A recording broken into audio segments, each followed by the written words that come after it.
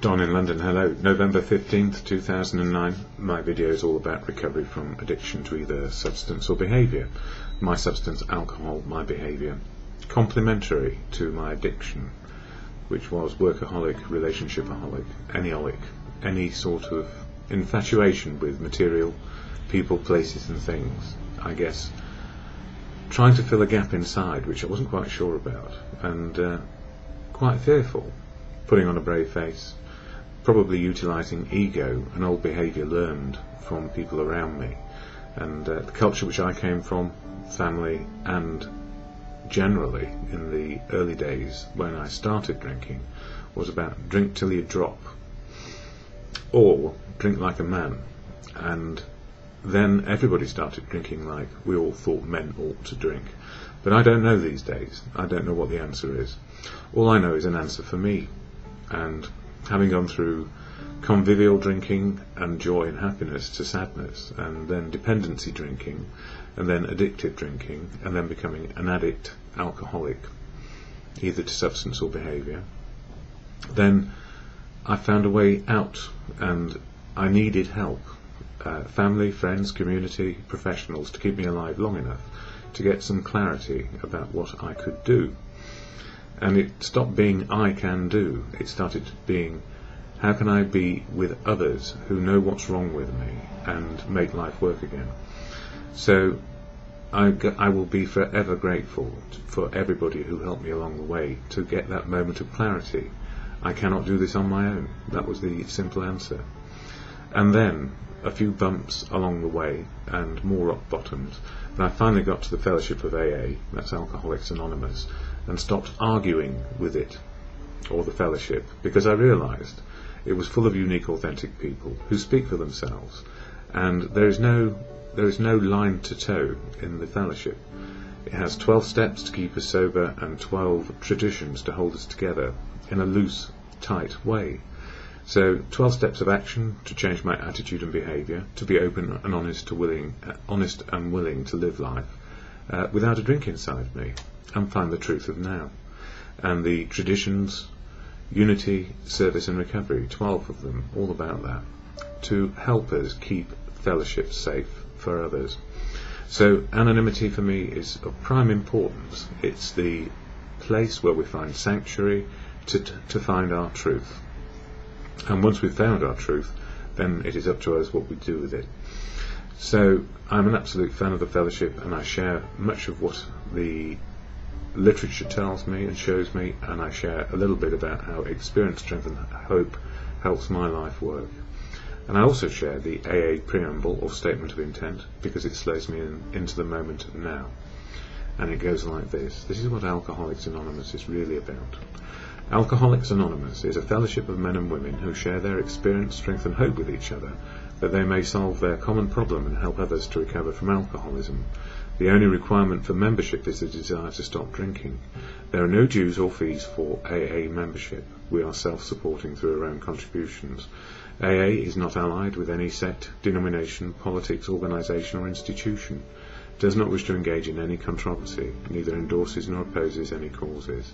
Our primary purpose is to stay sober and help other alcoholics to achieve sobriety. And yes, I got to my meeting last night of AA at Eaton Square, quite a big meeting, and a very jolly share, but very serious at the same time, about what makes life work.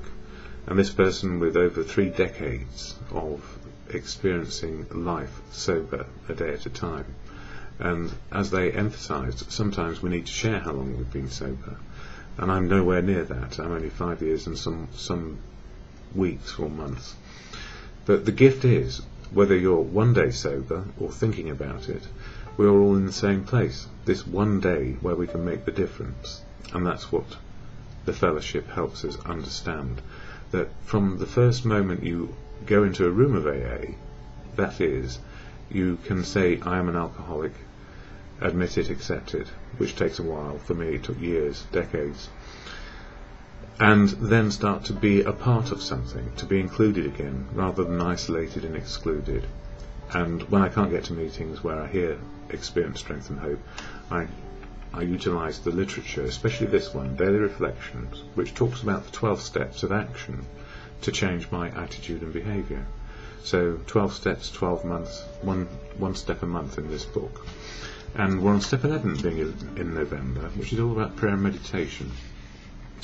And I haven't understood, well, I've come to understand a God of my understanding. So, as Gandhi said, God is truth. So, it's not my truth, it's not my interpretation of truth, it's the absolute truth of what is. So, God is truth. And for me, I've understood God works through people, because people have wisdom, experience, strength and hope. And God is love, because that's what keeps the world spinning round for me. So God is love, God works through people, God is truth. And as long as I can maintain some connection to the truth without bending it to my will, maybe I've got a better chance of staying sober, being involved, being able to love people, be loved back and do something useful. So literature helps me, and on November the 15th it says vital sustenance. Those of us who have come to make regular use of prayer would no more do without it than we would refuse air, food or sunshine. And for the same reason, when we refuse air, light or food, the body suffers. And when we turn away from meditation and prayer, we likewise deprive our minds, our emotions and our intuitions of vitally needed support. Step 11 doesn't have to overwhelm me. Conscious contact with God can be as simple and as profound as conscious contact with another human being. I can smile, I can listen, I can forgive.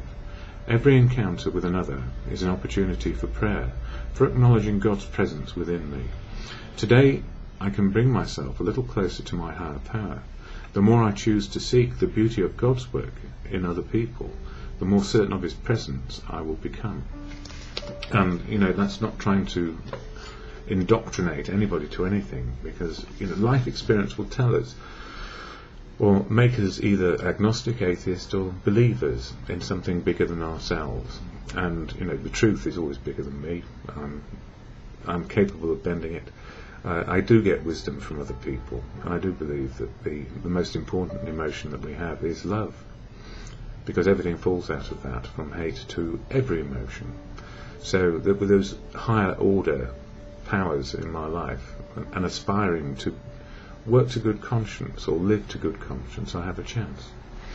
And as Bill sees it, you can read as many pages a day as you like of anything really, but I've been doing these linearly, and on page 257 it says here, key to sobriety. The unique ability of each AA to identify himself with and bring recovery to the newcomer in no way depends upon his learning, his eloquence, or any special individual skills. The only thing that matters is that he is an alcoholic who has found the key to sobriety. In other words, it's not about how you... Yes, it's not about preaching, is what it's saying, but it comes here. In my first conversation with Dr. Bob, I bore down heavily on the medical hopelessness of his case, freely using Dr. Silkworth's words describing the alcoholic's dilemma, the obsession plus allergy theme.